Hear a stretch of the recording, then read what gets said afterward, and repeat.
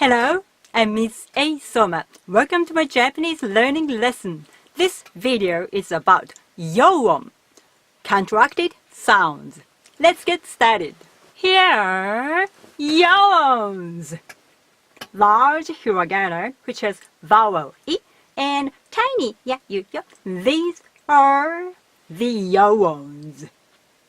In my previous videos, I said many times each hiragana and katakana represents one syllable, and you should not blend two hiraganas. For example, konnichiwa is not konnichiwa, but konnichiwa. It has 5 syllables. However, when you pronounce Yoons, you should combine two hiraganas together like this. Ki ya, ki ya, ki ya, ki ya, ki ya, ki ya, ki ya, ki ya, ki ya, ki ya, ki ya, ki ya, ki ya, ki ya, ki ya. Ki yu, ki yu, ki yu, ki yu, ki yu, ki yu, ki yu, ki yu, ki yu, ki yu, ki yu, ki yu, ki yu, ki yu, ki yu, ki yu, ki yu. Ki yo, ki yo, ki yo, ki yo, ki yo, ki yo, ki yo, ki yo, ki yo, kya, kyu, kyo. And it should be pronounced as one syllable. So, kyo, kyo means today. It should be pronounced 2 syllables. Kyo. And kyo means skillful. It should be pronounced 3 syllables. Kyo, kyo, kyo, kyo. Let's look at these 2 words in one sentence. Here we go. 今日は器用な人に会ったよ。今日、器用な人に会った。今日、2、器用、3。One more example. 紹介しようかい？今日器用な人いいよ、忙しいから。紹介しようかい？紹介、introduce。しようかい？ Shall I do? 紹介 4 syllable. しようかい 5 syllable. Z. If I said it fast, I think it's hard to notice the difference. So please pay close attention to the differences. 紹介しようかい？紹介しようかい？紹介しようかい？紹介しようかい？紹介しようかい？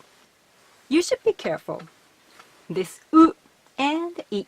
Many non-native speakers have tendency to blend vowels. If you pronounce kyo kanata natu or shuke, it's really hard to be understood. And one more example. It's very popular example. いや、今日病院と美容院に行くんだ。病院と美容院。病院。It has 4 syllables.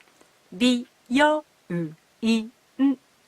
It has 5 syllables. Hospital, beauty salon. And in my previous video, I said has 1 syllable. So it should be pronounced 病院, 美容院.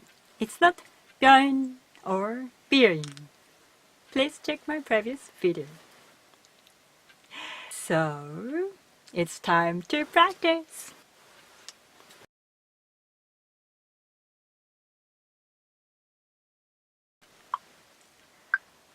Please repeat after me.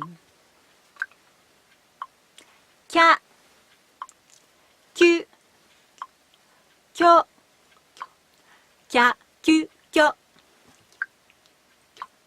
しゃ、しゅ、しょ、しゃ、しゅ、しょ。ちゃ、ちゅ、ちょ、ちゃ、ちゅ、ちょ。にゃ、にゅ、にょ、にゃ、にゅ、にょ。ひゃ、ひゅ、ひょ、ひゃ、ひゅ、ひょ。みゃ、みゅ、みょ。みゃ、みゅ、みょ。みゃ。りゃ、りゅ、りょ。りゃ、りゅ、りょ。ぎゃ、ぎゅ、ぎょ。ぎゃ、ぎゅ、ぎょ。じゃ、じゅ、じょ。じゃ、じゅ、じょ。びゃ、びゅ、びょ。びゃ、びゅ、びょ。ぴゃ、ぴゅ、ぴょ。ぴゃ、ぴゅ、ぴょ。どうもお疲れ様でした。